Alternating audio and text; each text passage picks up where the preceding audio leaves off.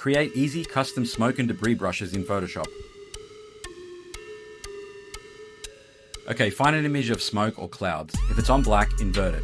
Make a selection around the smoke to specify the brush area. Now go to Edit, define Brush Preset, and name your brush. So now we have a new brush, but it doesn't look that great when painting. So let's go over to the brush settings, make it more dynamic. Click here on Brush Tip Shape and adjust the spacing. You can see a preview of what the brush will look like in the window here. Now click on Shape Dynamics and adjust the size jitter and angle jitter. If you use a Wacom or Cintiq, you can also add pen pressure here.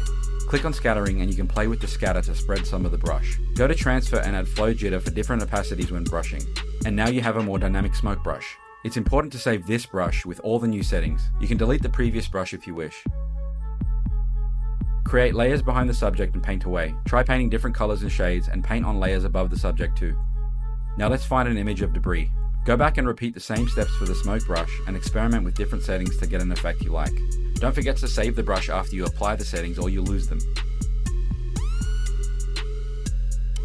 Convert the painted debris to a smart object and apply some motion blurs for movement and depth.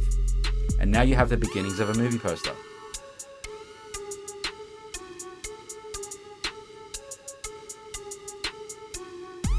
If you like this tutorial, please hit that like and follow button, as this is the best way to support what I do and to help me continue doing it.